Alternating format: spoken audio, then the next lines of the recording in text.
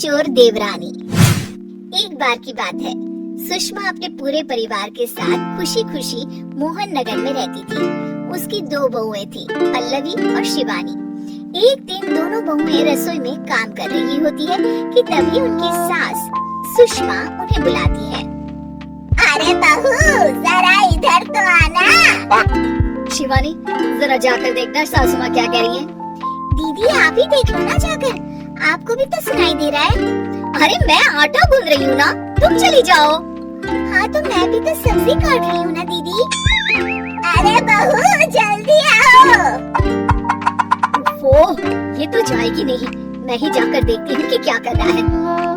पल्लवी सुषमा के कमरे में जाती है। जी मम्मी जी, क्या हुआ? शाम को घर पर कुछ मेहमान आने वाले हैं, तो तुम अच्छा सा खाना बना लेना बहू। ठीक है मम्मी जी, आप बता दीजिए क्या क्या बनाना है और कितने लोग आ रहे हैं।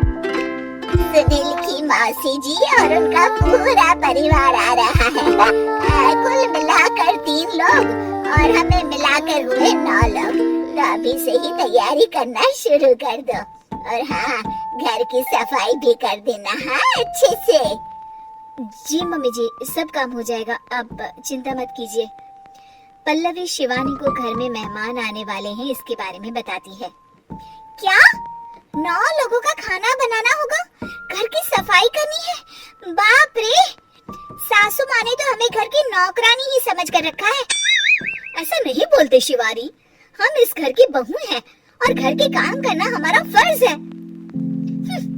दीदी तो है ही सासू माँ की चमची, जब देखो सासू माँ। मैं तो इतना सारा काम नहीं करने वाली।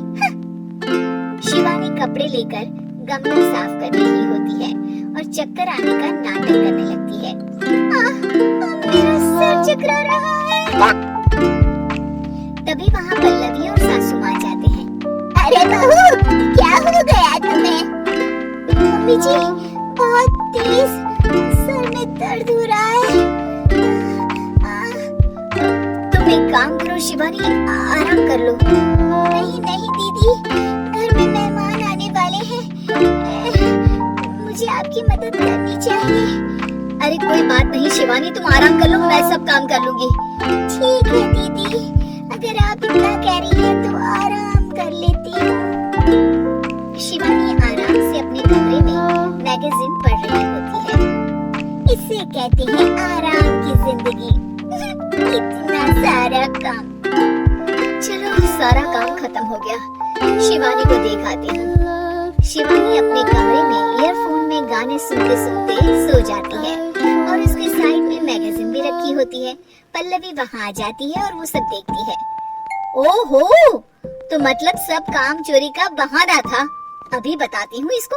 घर का सारा काम मुझे करना पड़ा और ये महारानी यहाँ मैगजीन पढ़ रही है, गाने सुन रही है। पल्लवी रसोई से एक प्लेट और चम्मच लेकर आती है और शिवानी को थाली बजाकर उठाने लगती है। शिवानी अचानक से उठती है। उठ गई महारानी, गाने भी सुन लिए, मैगजीन भी पढ़ ली। तुम तो बहुत बड़ी झूठी निकली शिवानी। तुमने सर दर्द का बहाना बनाया ताकि काम करने से बच सको। हाँ बनाया बहाना, तो क्या करती, इतने सारे काम करती। मुझे कोई शौक नहीं है चापलूसी का। क्या चापलूसी? तुम्हें लगता है कि मैं सारे काम चापलूसी के लिए कर रही हूँ? और नहीं तो क्या। तभी वहाँ सासू माँ आ जाती है। अरे बहू, वो लोग बस आने ही वाले हैं, तुम तैयारियां कर लो। जी सासू माँ, तुझे तो मैं बाद में देखती हूँ। सब खाना खाने बैठते हैं और खाना शुरू करते हैं। तभी सुनील की मौसी बोलती है।